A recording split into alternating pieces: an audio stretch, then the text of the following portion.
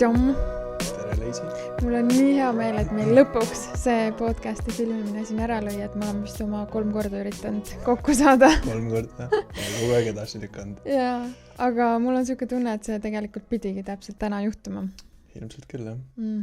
Natuke siin põgusalt enne rääkisime, siis tundub, et see divine timing on ikkagi meiega. Kõik juhtub täpselt õigel ajal. Just. Aga ole hea, räägi meie kuulajatele natuke sellest, et kes sa oled ja mida sa teed. Okei. Ma olen Artjom ja ma tegelen heliteraapiaga, ma olen muusika, produtsent, DJ, teen graafilist disaini ja string-art kunsti. Aga räägi natuke sellest helirännakutest, et see on see, mida sa tegelikult täna põhiliselt teed, on ju? Ja string-arti ka, aga siis räägime sellest ka, aga alustaks sellest helirännakust, et mis see endast kujutab ja mis see... Helirännak ise on tegelikult selline sügav meditatiivne kontsert, kus inimene kuulab helisid kogu oma kehaga. Ja mulle meeldib see analoog, et tegelikult meie keha koosneb 70-80% veest. Siis need helid hakkavad seda vett liigutama. Hästi palju katseid ja hästi palju nagu neid eksperimente on tehtud. Kuidas näiteks Cymatics on üks valdkond, mis tegeleb sellega, kuidas heli, vett või mingit struktuure muudab. Ja täpselt samamoodi on meis kõik need emotsionaaltasandid ja kõik need asjad on energia. Ja heli hakkab seda energiat liigutama tuumtasandil ja ta lükkab erinevad protsessid käima, erinevad mälestused.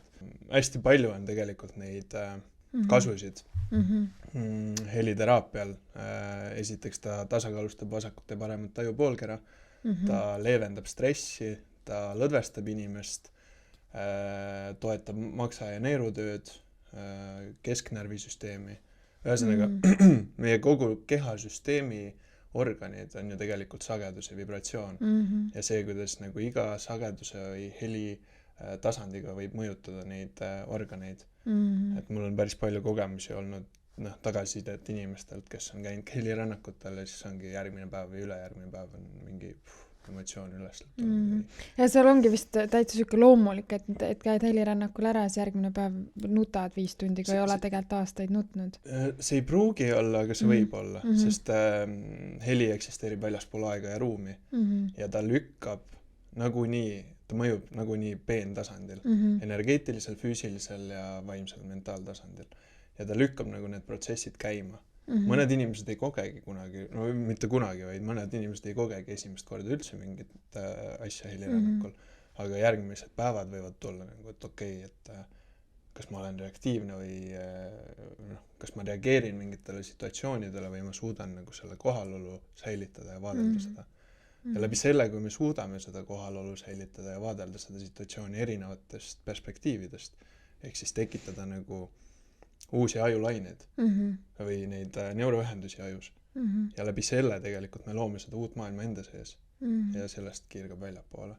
Et see ongi see, et nagu helirännak võib muuta väga palju. Et mul on üks kogemus oli näiteks füüsilise tasandi tervendamine, et kuidas mu lapse ema isa siis käis ühel helirännakul, eelnevalt ta käis niimoodi, et ta kogu aeg mõtles, kuidas need helid peaksid mängima ja kuidas need, mis instrumendid peaksid, mis järjekorras olema. Ta ei lasknud seda mõistust lahti, aga see viimane kord, kui ta käis, see oli 2 aastat tagasi, siis oli niimoodi, et ta väänas 2 kuud enne jala välja, niimoodi, et ei saanud astuda normaalselt. Ja siis ta tuli helirännakule ja ütles, et okei, ma nüüd päriselt tahan, lasen lahti selle ja luban nagu kogeda. Ja siis ta tundis, kuidas need helid moodustasid tal sellise energeetilise padja, mis hakkas vibreerima selle jala ümber. Ja tema enda taotlusega ta suunas nagu seda energiat ja siis järsku käis mingi klõps ja jalg nagu läks paika. Ja ta sai astuda ja kõndida. Ja terve tee, kui me Võrust või sealt Kirna mõisast tagasi sõitsime Võrru, korrutas ühte ja samat asja, et mis maagiat sa teed, see on täiesti ulme, nagu, kuidas see võimalik on. Aga vaata, inimesed ei usu enne, kui nad on ise kogenud. Kui nad ei kogenud. Aga seda tasubki tegelikult kogeda. Selles mõttes minu arust on täiesti magic inimeseks olemise juurest, et tegelikult ongi, me olemegi siin selleks, et kogeda. Täpselt. Et tegelikult tulebki nii-öelda pea ees sisse hüpata kogemustesse, ma olen 100% selle poolt. Et läbi kogemuse me õpime, et me midagi ei ole kaotada, et kui midagi ei sobi või ma ei tea, mingi muu teraapia või tehnika ei sobi, et siis proovid midagi uut, et peaasi, et sa avastad.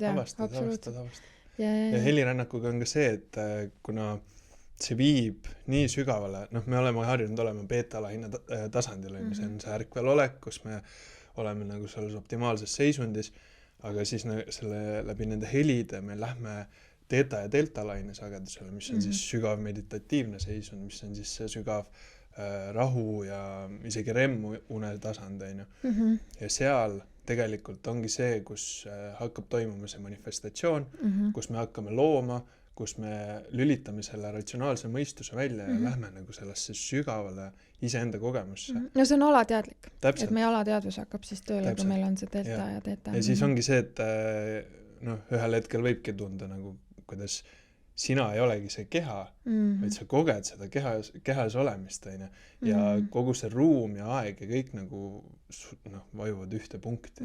Ehk siis need kaovad ära. Aga mõist nagu edasi anda seda kirjeldust, mismoodi see toimida võib või mis tunne see on, seda on päris raske. Päris keeruline sõnadega siin teha. Sõnu ei eksisteeri sellele. See ongi see, et okei, hakkame, ja siis tegivad need.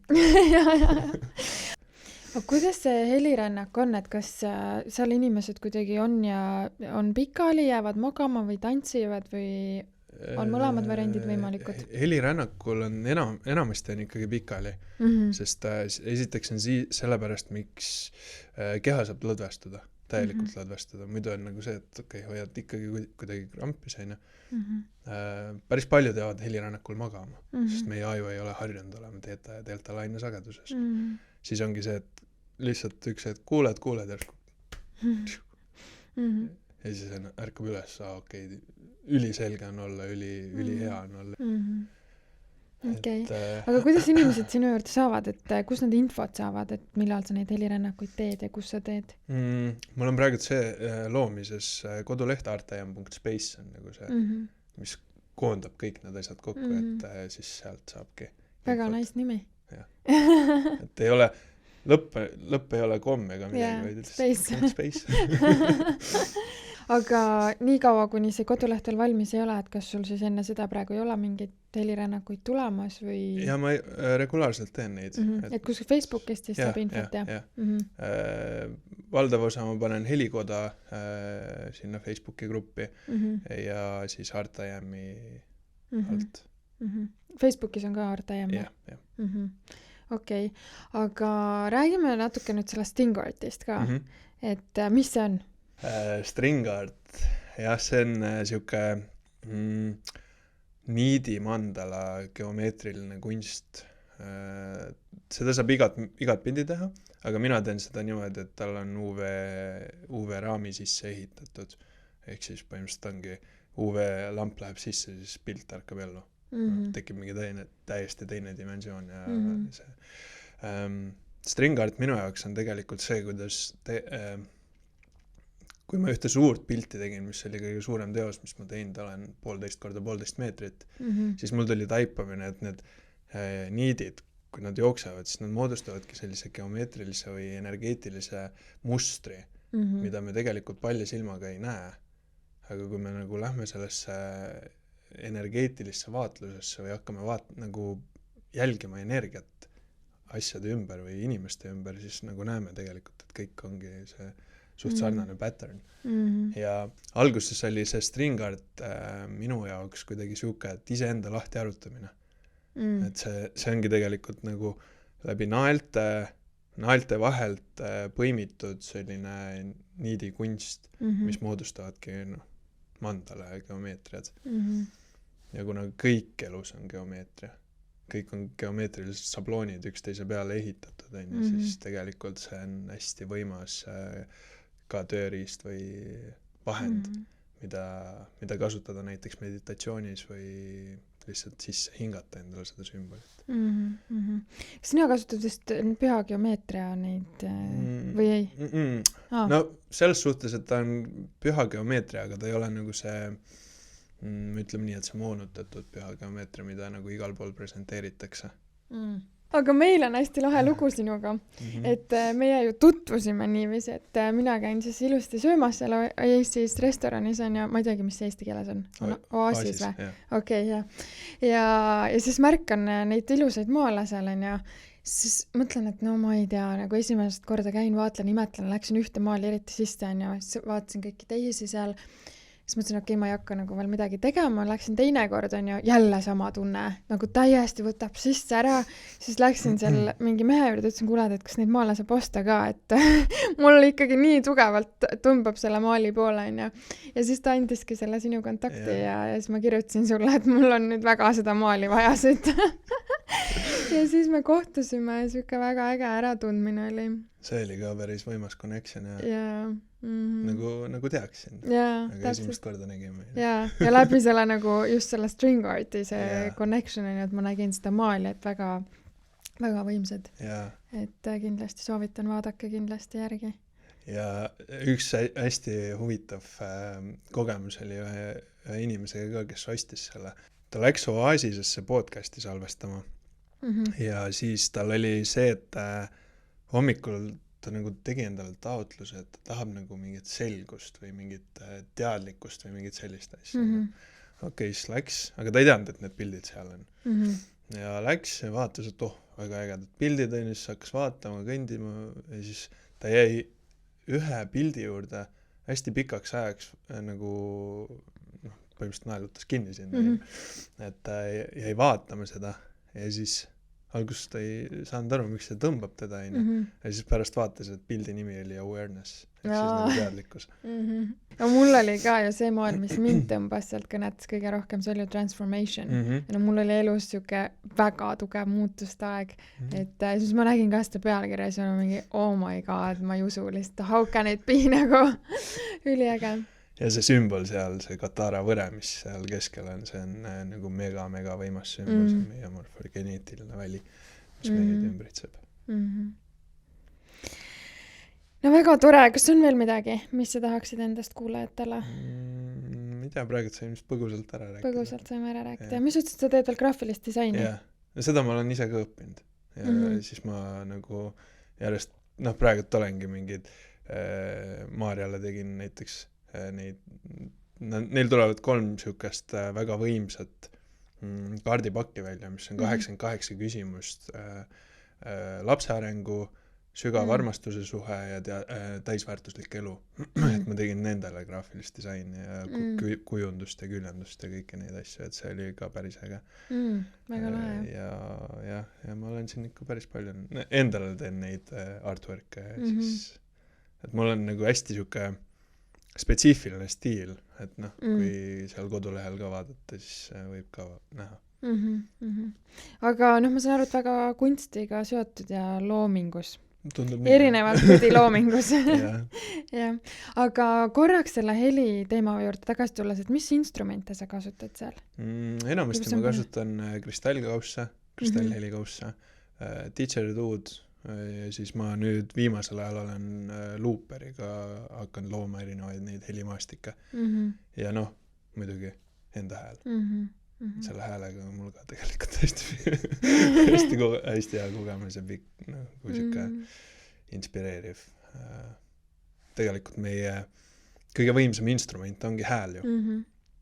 Ja nagu see on meie see eneseväljendusmaailma, kuidas me ennast väljendame maailma. Kui hääl on kinni ja siis on see eneseväljendus kinni. Ma olin kunagi väga kinni ja nii, ma ei julgenud isegi, või julgesin rääkida, aga ma olin nagu komisesin oma ette ja ei olnud nagu siuke elav.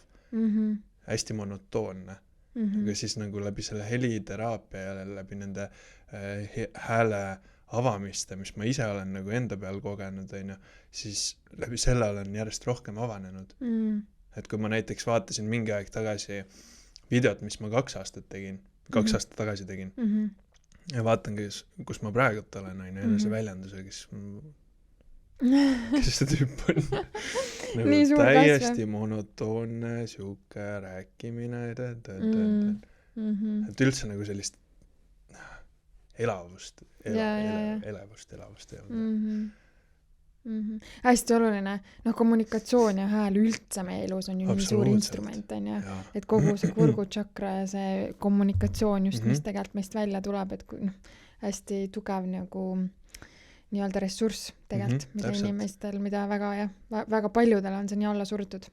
Ja enamus inimesed arvavad, et nad ei oska häält teha. Nad ei oska laulda, aga nagu see on jällegi see huvitav perspektiiv, et kust me teame, kust jookseb see piir, kust sa laulad perfektselt. Keegi on kunagi kuskil öelnud, et näed, et see on helistikus ja see ei ole. Aga mis siis, kui me olemegi individuaalsed ja unikaalsed instrumendid ise? Mingil hetkel sa ikkagi tajud, kas see tekitab nagu disharmooniat või tekitab harmooniat, kui sa laulad nagu ühiselt. Aga see ongi see, et sa hakkad nagu iseenda häält tõstma ja jõuad nagu sellele sagedusele. Ja pluss veel see häälimine on ju tegelikult sisemine massaaž, mida me iseendale teeme. Ka muudab teadvuse seisundit. Ja seda me tegime vist sinu seal alguses helirännakutele. Et neid hääletöötube ma tunnen, et mul on ka nagu aega hakata tegema. Aga üldiselt ma olengi nagu põiminud helirännakut ja hääle seda töötuba kokku aeg-ajalt. Et see on võimas. Jaa, väga võimas. Aga meie tänane teema veel nüüd sinuga tutvamine, aga me tegelikult tahame rääkida ka sellest, et sul on väga võimas kogemus olnud lahkuminekuga ja sellest, kuidas jääda armastusse ja hoida süda lahti, kui tegelikult on süda ju kildudeks, on ju? Jah. Et räägime natuke sellest, et täna sa oled suhtes. Jah. Aga see on siis uus suhe. See on uus suhe ja see oli ka, see kokkutulemine oli ka hästi nagu maagilisel, müsteerilisel ja mõistuse jaoks täiesti seletamatul viisil. Täiesti seletamatul. Väga ilus lugu. Seda on nagu hakkad hoomama, aga see, mis asja, kuidas see võimalik on. Aga jah, sellest eelnevast suhtest, et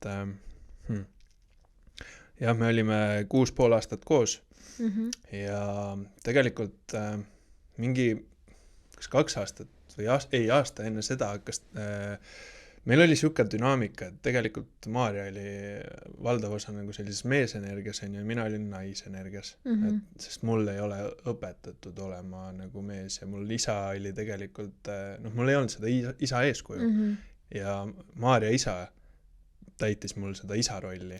Et see on nagu hästi huvitav, tegelikult me elame kogu aeg konstellatsiooni väljal, et kõik inimesed, kes meid ümbritsevad, täidavad mingeid rolle või nagu toovad mingit aspekti meis ülesse.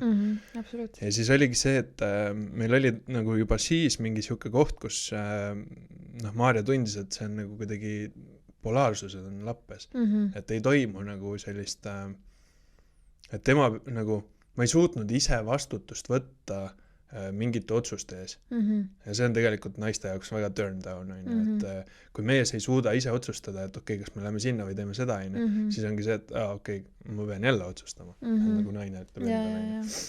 Ja siis oligi meil, kuigi ma olin ikkagi nagu selles meesenergias, aga nagu valdavus oli nagu sellises naisenergias ja sellises nagu, et et mis iganes, siis see ei toiminud kuidagi.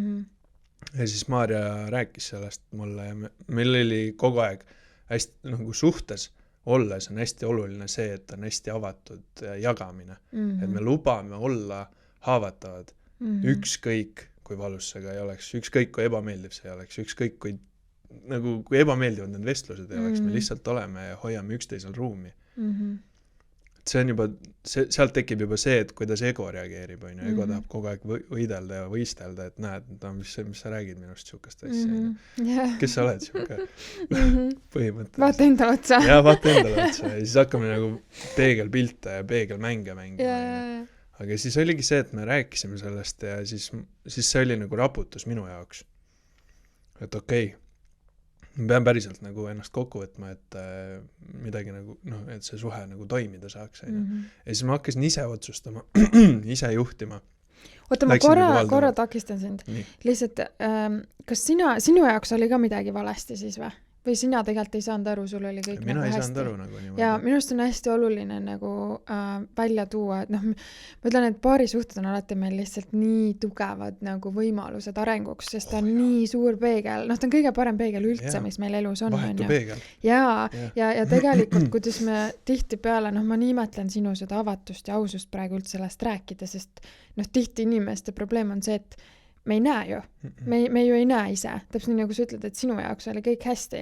Sina olid seal nii-öelda naisenergias ja tegelikult sul ei olnud nagu tollal hetkel probleemi, on ju, et I'm good. Et kuidas siis nagu võtta vastu seda, et et võib-olla tõesti siin on midagi. Et okei, ma siis nüüd proovin teha midagi teisiti, on ju. Et see on nagu väga-väga suur ressurss inimese jaoks. Et seda nagu üldse olla võimeline tegema ja siis kogeda nagu midagi muud, kuigi sa ise võib-olla isegi ei saa aru. Ja, sa ei märka. Sest sinu perspektiiv või sinu see vaatenurk on nagu nii kitsas ja ükskõik, mida teine inimene räägib. Noh, okei, Maarjaga oli nagu, ma ei tea, miks ma olen nii palju kuulnud siukest asja, et kui näiteks partner räägib sulle mingit kogemust või mingit asja, mida ta nagu kuulis või mis taipamine tal tuli, siis valdav osa nagu millegipärast me ei kuula ja siis leiame kuskilt, ma ei tea, järgnevad päevad või nädala pärast, kuule, tead seda, oota, aga ma ju rääkisin sulle 2 päeva või nädal aega tagasi sellest. Mul Maarjaga oli täpselt samamoodi. Ja siis oligi see, et ma lugesin mingit postitust, enne seda rääkis Maarja mulle täpselt samat asja, aga teiste sõnadega. Ja siis oligi see, et ma lugesin mingi postitust, loen Maarjale ette ja siis Maarja lihtsalt istub seal. Okei, aga ma ju rääkisin sulle sellest asjast.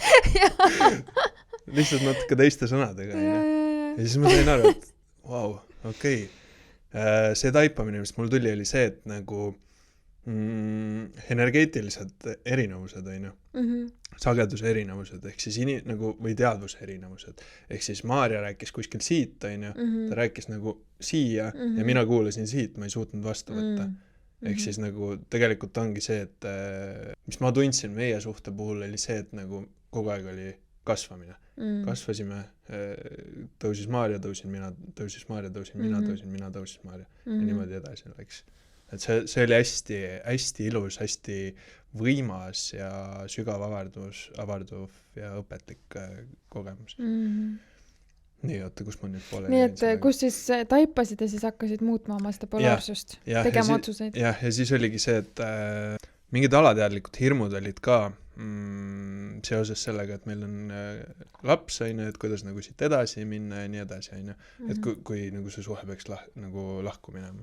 Ja siis ma võtsin kokku ennast, et ma pühendun nagu sellele, aga see oligi minu jaoks hästi oluline tulla nagu sellesse meesenergiasse, meesaspekti, hakata looma, hakata tegutsema, looma ja tegutsema, või tegutsema ja looma.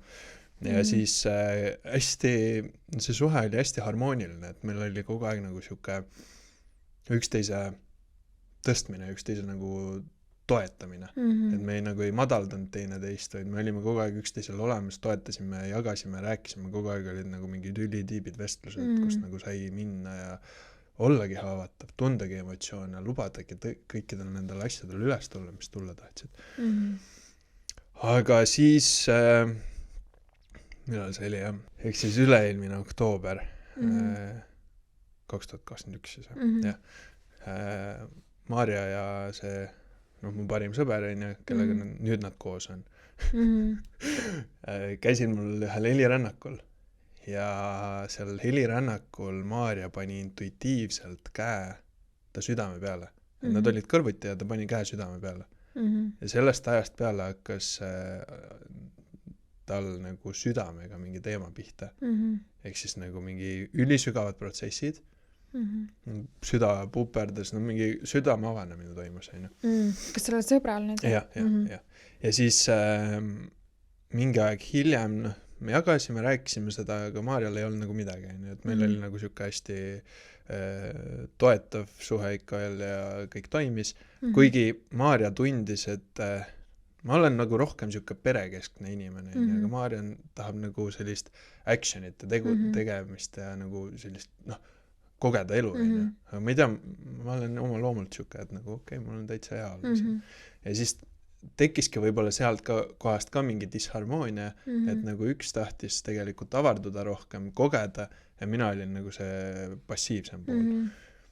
Ja siis oligi see, et iseenesest hakkas nagu elu tegelikult ümber korrigeerima. Mind hakkas unenäo tasandil ette valmistama see, et nagu Maarja tuli koju, hakkas asju pakkima ja jättis nagu maha, läks minema. Ja niimoodi oli vist 3 korda. Ja viimane kord, kui ma seda kogesin, oli nagu ma ärkasin hüsteerias üles niimoodi, et ma nutsin, karjusin ja korrutasin endale, et armastus saigi otsa. Ja siis selle lausega mul meenus üks unenägu, mida ma eelmistest suhetest nägin. Täpselt samamoodi. Et nagu, kui ma kronoloogiliselt selle kõik kokku panen, siis tegelikult hästi huvitav on see, et mul oli võimalus seda samat asja juba eelnevalt kogeda, aga ma ei olnud valmis selleks. Mul ei olnud nii piisavalt teadlikkust selleks, sellest ei räägitud. Ma ei kuulnud vähemalt, et sellest oleks räägitud nii palju, et nagu see just praegusel ajal on hästi palju seda lahkuminekut lainet, et nagu elu korrigeerib ümber ja tulevad need uued ühendused, kus nagu tõustakse veel kõrgemale. Ja me nagu saingi aru selle, mõlemad saime aru, et see oligi nagu see, et me jõudsime nagu teatud kohta ja siit edasi enam ei liikunud. See oligi nagu mission complete.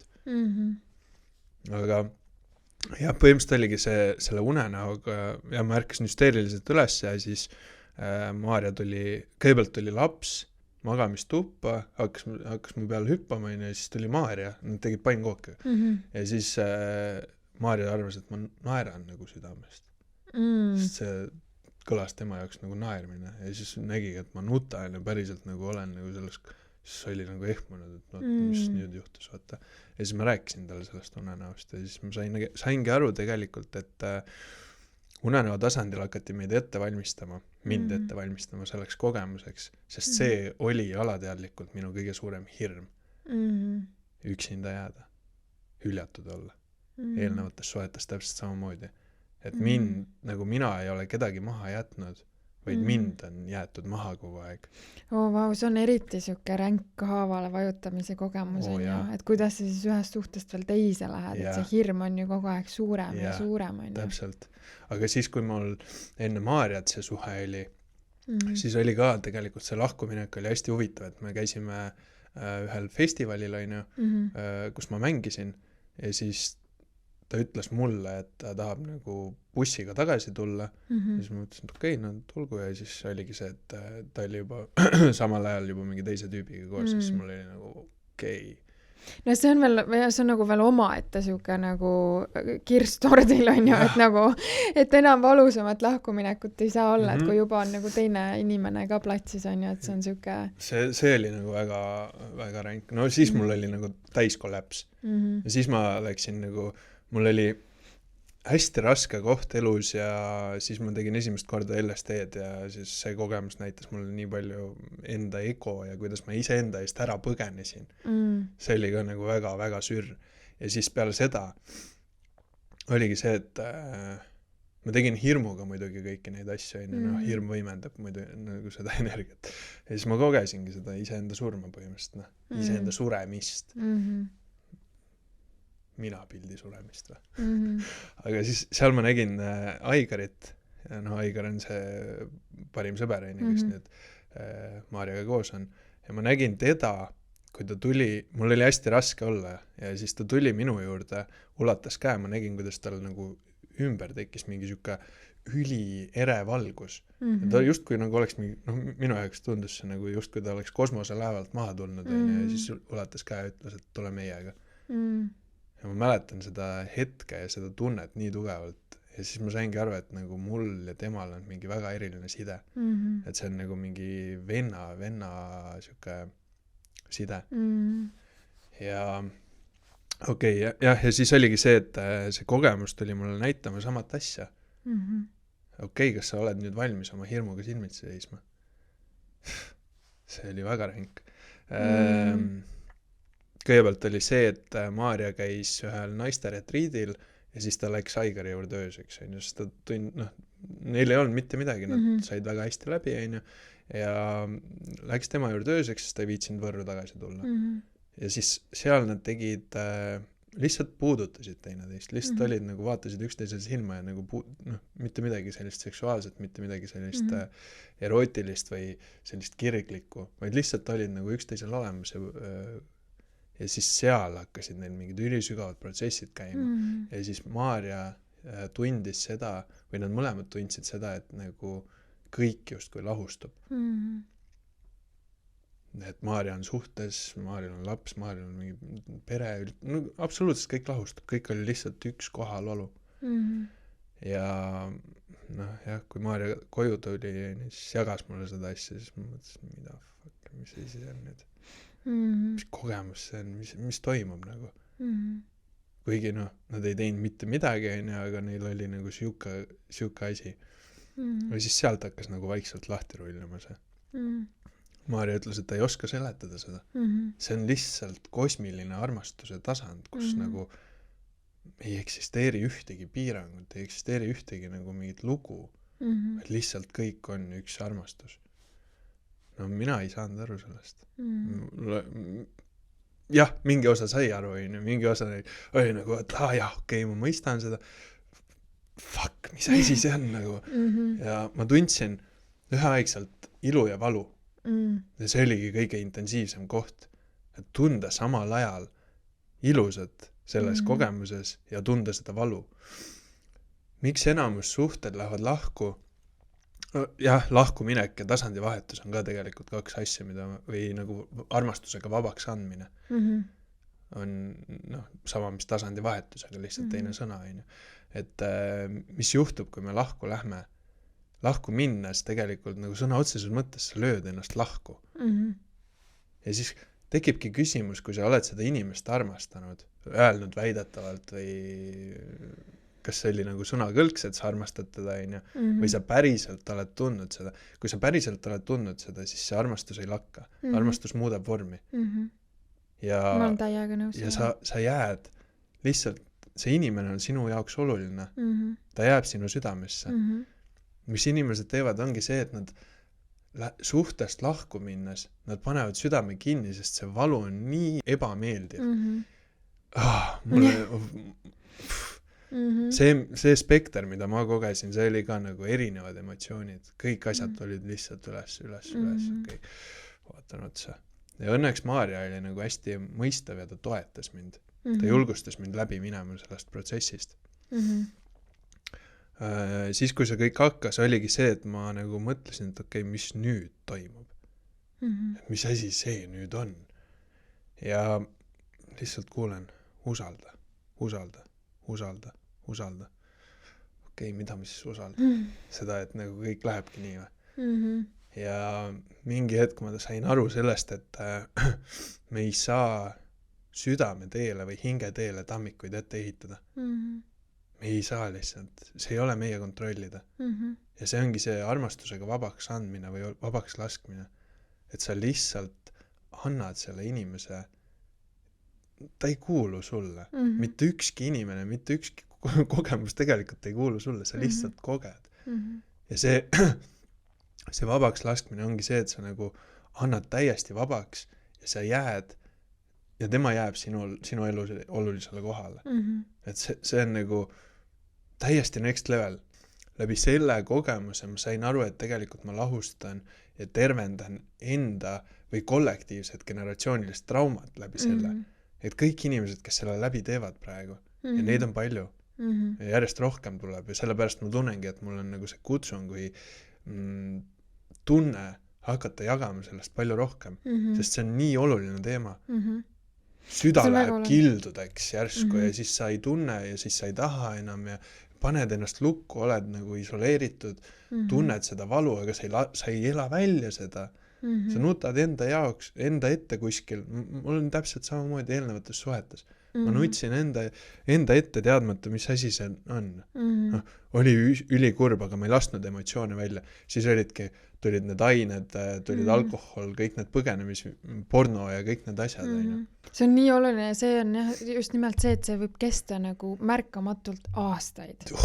Sul läheb lihtsalt aastaid enda elust sellele aine. Täpselt, ja mul oligi mingi programm ka, et okei, mul läheb pool aastat enne kui, või pool aastat või aasta enne, kui ma mingi uude suhtesse lähen. Enne kui ma üldse tahan uude suhtesse minna. Noh, et mis asi see on? Me paneme ise endale programme peale. Okei, see nii on ja kõik. Nüüd jääbki. Ja siis kogeme seda. Sest see valu on nii intensiivne. No täpselt samamoodi enne Maarjat see suhe, millal see oli juunis läksime lahku ja see, kuidas Maarja nagu hästi huvitav, jällegi lahti laskmine ja tuleb uus inimene. Tuleb näitama sulle, tuleb tervendama sinu seda hingehaava või tuleb näitama sulle, mis on armastus. Maarja õpetas mulle, mis on armastus. Mina õpetasin talle, mis on armastus. Armastus olemegi meie ise. Ja see oligi see, et juuni lõpus toimus see kõik ja siis Maarja nagu kirjutas mulle, enne oli ta mulle ka kirjutanud Facebookis, et palju õnne sünnipäevaks ja head uut aastat. Muidu me ei suhelnud niimoodi, et nagu üritustel kuskil nagu, korra kohtusime ja rääkisime nagu tšau tasandil, aga rohkem nagu ei suhelnud.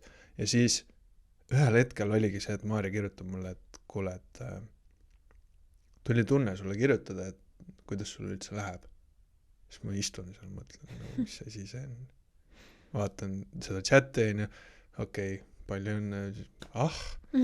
Me nagu ei ole suhelnudki, kuidas sul läheb. Ja siis ta ütleski, et tal tuli tunne. Ja peale seda me hakkasime suhtlema. Ja mul läks 2 kuud aega.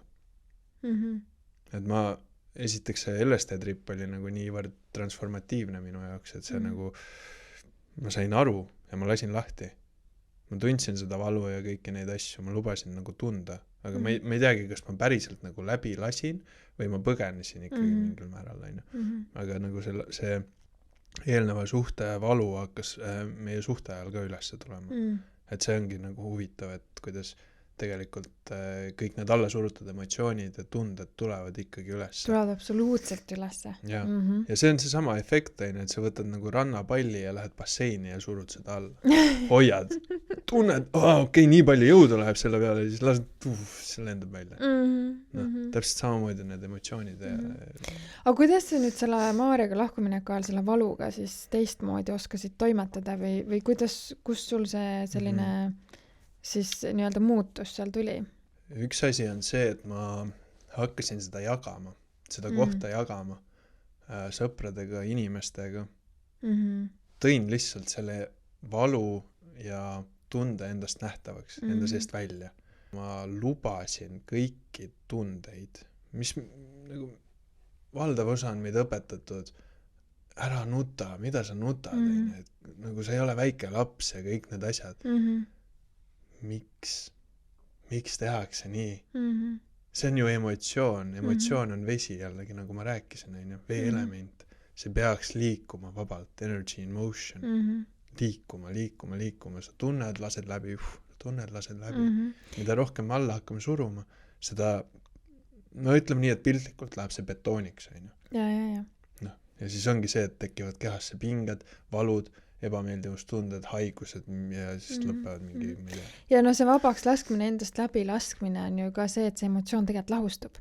Et meil on pidevalt see hirm vaata, et ei taha tunda, et see kõik tundub nii jube on ja surud seda kuskil alla, aga noh, see alla surumine teebki seda 10 korda nagu tugevamaks või intensiivsemaks on ju.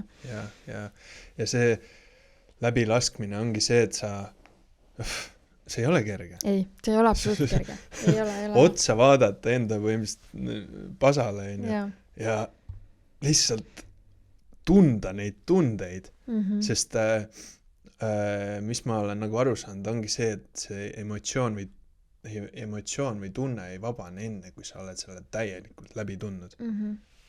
See ongi see, et nagu täpselt samamoodi massaažis, et sa nagu vajutad ühte punkti, sa tood selle valu nähtavaks, aga tekib see resistents, sa hoiad sellest kinni ja siis lõpuks pead alistuma ja siis käib nagu ja siis tuleb see emotsioon välja. Et see ongi see, et täpselt samamoodi heli. Kõik teraapiad, kõik need asjad, nad toovad lihtsalt selle valu nähtavaks. Aga see on inimese enda vastutus ja otsus, et ta ise läheb edasi sellega. Et see ei ole see, et ma lähen helirännakule, quick fix. et selles suhtes jaa, et see on nagu iseendaga töö, iseendaga pidev töö ja see töö jätkub, siiamaani jätkub. See ongi see endast teadlikuks saamine ja jõudmine nagu südame tasandile. Jah, ja siis ongi see, et ma tundsin neid emotsioone läbi, ma lubasin neid kõiki tundeid. Lihtsalt, ma ei tea, läksin jalutama ja siis tunnen pisarad voolavad, nutan lihtsalt ja siis okei, tunnen seda kurbust, tunnen kõik need spektrid, reedetus, kurbus, viha, süütunne, raev, frustratsioon, hüljatus, kõik, kogu spekter tuli lihtsalt nähtavale ja lihtsalt lasen läbi. Ja siis... See on ka oluline tegelikult info, et inimesed tihtipeale kardavad, et see emotsioon jääbki püsima, vaata. Tegelikult, kui sa seda koged, siis ühel hetkel ta läheb olla, ta ei jää nii intensiivseks nagu, et tuleb lihtsalt need nagu allaminekud ära oodata, et see alati tuleb. Et kui seda koged ja sa lubad endal kogeda, siis sa saad ka aru ajas, et tegelikult see lahustub. Et see läheb kergemaks. Ja see lahustub kogu aeg. Iga kord, kui me otsa vaatame, võtame selle nagu vastutuse enda emotsioonide eest ja tunneme neid läbi, siis nad lahustavad järjest rohkem ja rohkem. Et see on hästi huvitav koht ja ma ise imestan ka, et nagu, kuidas ma siuksest kohast läbi läksin. Et nagu ma saan aru, kui suhtes tekivad mingid puudujäägid või hakatakse kompenseerima, et lähedki kuskile, ma ei tea, võõraste linade vahele petma ja selliseid asju, aga meie vahel ei olnud siukest asja. Meil ei olnud otseselt mingit puudujääke, kuigi nagu sellist kasvamist ka ei olnud, et nagu oligi siukest stagneerunud. Aga ma ei nimetaks seda puudujäägiks, ma nimetaks seda selleks, et nagu oligi, elu näitas, et on aeg edasi liikuda. Aga ütleme nii, et ikkagi päris valus kogemus selles mõttes, et üks asi see lahkuminek, et meil on ju alati lahkuminekuga kaasneb selline unistustest loobumine ja sa oled ju enda peas mõelnud, et kuidas kõik elu hakkab minema ja mida te kõik koos teete, et see lahkuminek on ikkagi leinaprotsess absoluutselt, et seal on ikkagi need 5 leinastaadiumit vaja absoluutselt läbi teha, ja teine asi ma mõtlen, et veel see nagu mulle tundub, et teeb seda nii palju raskemaks, kui see on veel su parima sõbraga, et nagu ma ei tea, või sulle oli see kergem, ma isegi kujuta ette, et kuidas sinu kogemus on sellega. Mul oli nagu, et okei, mis asi see nüüd on, et nagu kuidas see, nagu mis, päriselt, mina ise seda perelõhkumise asja ei mõelnud, see oli nagu tegelikult Maarja vanaema poolt mingi sisendatud mingi asi, et nagu tuleb mingi perelõhkuma, aga nagu see ongi see vana aja muster või vana aja arusaam, et ongi suhe peab olema, ma ei tea, elu lõpuni koos, vahet ei ole, no matter what, hambad ristis, ei ole seda armastust, ikka oled koos, turvatunne ja kõik see. Mille jaoks? Miks me lõhume ennast niimoodi? Ma võin vabalt öelda, et nagu valdav osa suhetest on tegelikult ei ole seda armastust või ei ole nagu seda sära või seda kasvamist, vaid ongi lihtsalt see, et mul on sinuga turvaline olla. Ja ma ei tee midagi selle jaoks. Turvaline üks asi, aga see probleem võib olla mugav isegi. Ja mugav ka, sest turvatunne suhtes on tegelikult väga oluline, meil on kõigil seda vaja, et see peab olema, aga lihtsalt inimesed võib-olla jäävad sellesse mugavusse nagu liialt kinni. Täpselt. Ja ma nägin, nagu siis, kui meil see asi toimus, siis mu isa küsis mult, et miks ma ei abiellunud temaga. Nagu, mis loogika see on, et okei, kui ma oleks taga abiellunud, siis oleks pidanud koos nagu elu lõpuni olema. Ja siis ma näen nagu nende dünaamikate pealt ka, et nad on koos, nad on mõlemad kurdid, eks ma saan aru, et neil on mõlemal keerulisem hakkama saada siin maailmas üksi, aga lihtsalt see ongi see, võib-olla see on jällegi see usalduskoht, et kui palju me usaldame elu, kui palju me julgeme peas hüpata tundmatusse. Ja ma näen nende pealt ka seda, et nagu ma ei ole armastusest eeskuju saanud enda vanematelt. Ma näen, isa oli alkohoolik, jõi kogu aeg, mängis kasiinos rahasid maha ja ma ei tea, kogu aeg oli nagu terror kodus. Ja siis ema andis minule kanda selle vastutuse, et isa ära ei läheks. Õnneks ma ei viinud seda kaugele ja ma ei võtnud seda nii sügavalt enda sisse, aga ikkagi nagu see, eks alateadlikult ikkagi see mõjutab. et mina pean vastutama kellegi teise tunnete eest ja otsuste eest, on ju. Ja siiamaani ema projitseerib mulle seda. Et näe, räägi taga. Ei, ta on täiskasvanud mees.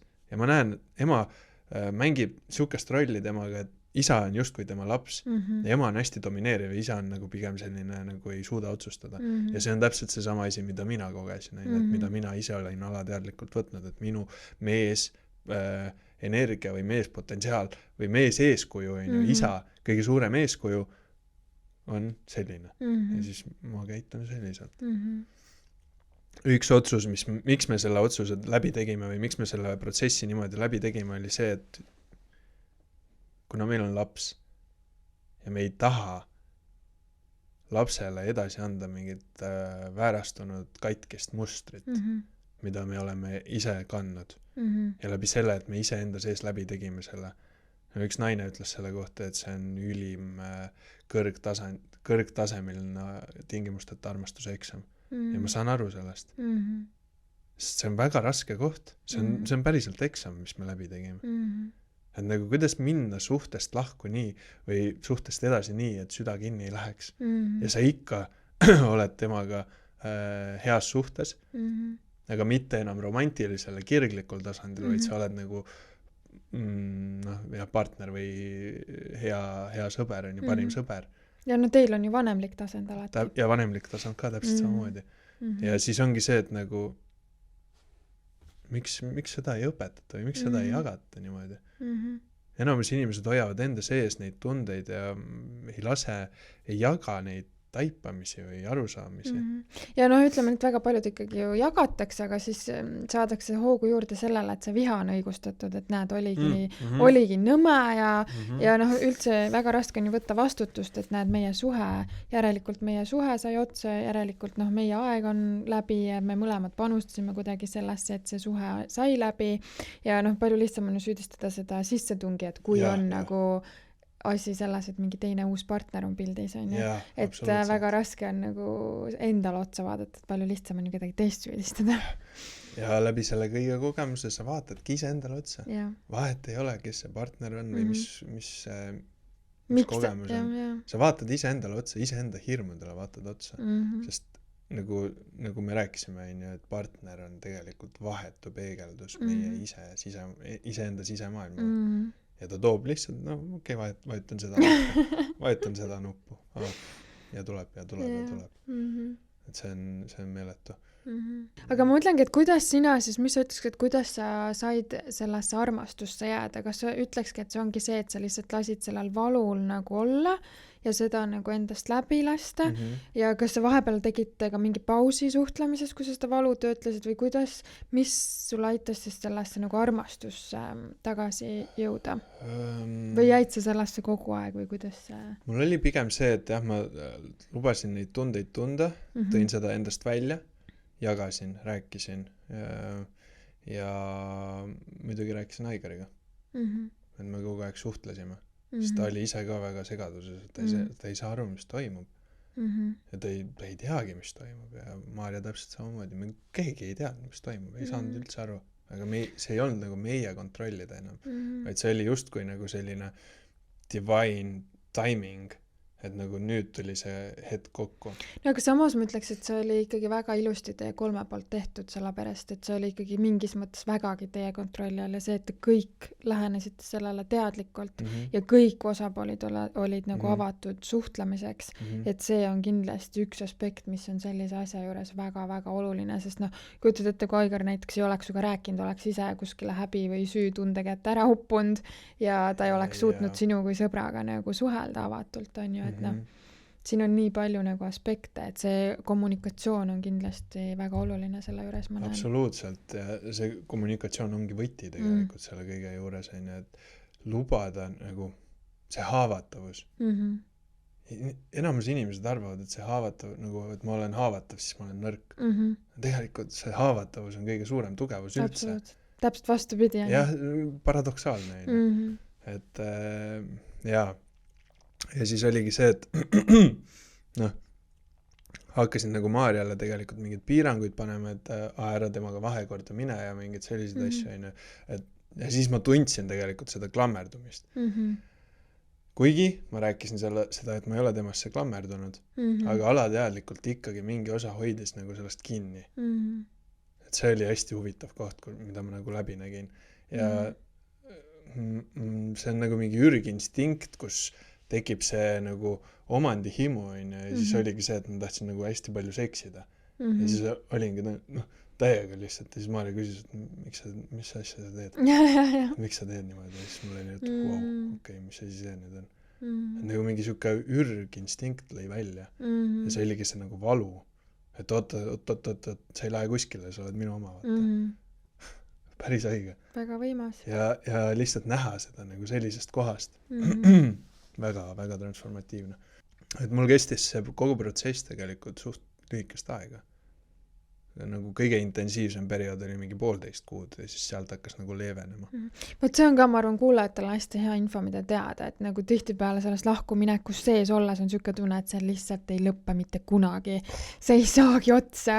Et tegelikult, kui me selle valuga silmitsi seisame ja lubame endal seda tunda, et see tegelikult tihtipeale lähebki kiiremini mööda, et kui me mõtleme suures plaanis, et mis see 1,5 kuud siis meie terve elu vältel on ju, et pigem võtta see 1,5 kuud ette ja teha see... Ja mis siis, kui selle lahkumineku või tasandivahetuse taga on see, et sinu ellu tuleb veel suurem kingitus. Et see on alati see, et lased lahti ja tuleb nagu asemele. Ja okei, ma räägin ühe kogemuse veel, mis me läbi tegime, oli see, et läksime oaasisesse sööma, minu ja mina, Maarja ja üks sõber, sõime ja siis Maarja lihtsalt järsku vaatab, et okei, ta peab minema Aigari juurde, ja siis mul oli, et aha, okei. Ja siis tunnen nagu seda, jälle mingi valu tuleb üles.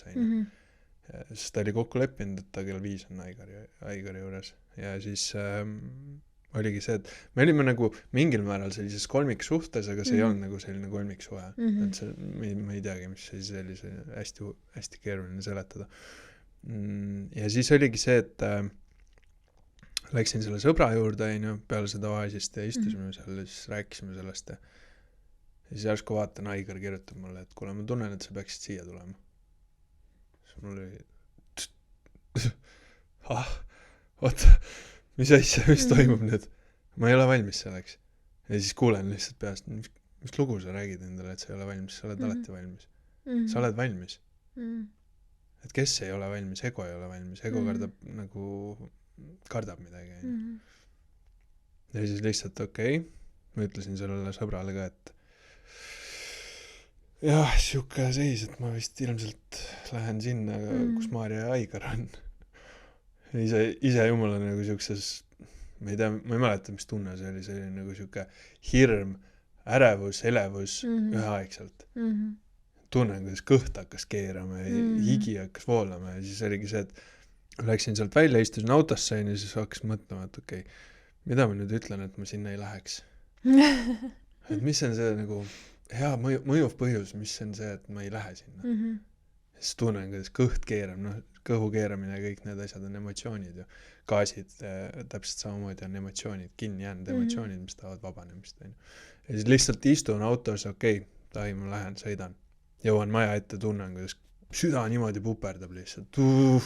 Siuke vibra on sees ja läksin uksest välja autost, lähen sinna trepikoja ette, hakkan kella laskma ja siis on see, et okei, sul on võimalus ümber pöörata, minna koju, mitte enam suhelda nendega, lihtsalt jätta see sinna, et ei. Ja siis ma lihtsalt kuulen nagu seda dialoogi enda peas, mõtlen, mis asi see nüüd on, kes see siukest juttu räägib. See on see väike Artjom, kes on haiget saanud kuskil suhetes või mingi nagu, et keegi kolmas on vahele tulnud või midagi sellist. Ja siis see kogemus oligi see, et läksin sinna uksest sisse, Maarja tegi kakaod, Aigar istus diivanil, siis ma lihtsalt võtan riided ära, istun diivanile, tunnen, et nii vastik tunnen, ma ei saa mitte midagi aru, mis toimub, kuidas ma nagu Maarjale üldse lähenema peaks, kas ma peaks üldse lähenema. Lihtsalt istun seal. Ja siis ühel hetkel tuli Maarja minu ja Aigari vahele. Istus minu ja Aigari vahele ja võttis kätest kinni. Ja huvitaval kombel hakkas mingi Solar Fieldsi üks album mängima, kus olid mingid siuksed sõnad, et dissolve into the sea of energy. Ja siis nagu lihtsalt kõik need lood olid nagu ilusti koreograafiliselt ette mängitud. See oli nagu mis asja. Ja siis hoiame, istume ja siis tunnen, kuidas Maarja nagu tõstab meid ülesse. Ja lihtsalt mõlemal, minul ja Aigaril pisarad voolavad nutame. Nagu. See oli niivõrd valus kogemus, sest see ei olnud üldse tegelikult selle elu kogemus. Ja siis oligi see, et lihtsalt istus, tunnen nagu siuke emotsioon ja niimoodi käib, süda puperdab, mulle paha on olla. Ja siis järsku Maarja tuli vahelt ära ja ütles, et aga võtke teie nüüd käest kinni. Siis ma võtsin Aigarilt käest kinni ja vaatasin lihtsalt silmadesse, pisarad voolavad nagu ja vaatan, tunnen, kuidas nagu tundsin siukest asja, et siuke sama kogemus või sama sarnane kogemus on juhtunud kuskil kehastuses, kus me üksteist maha tõime armastuse pärast.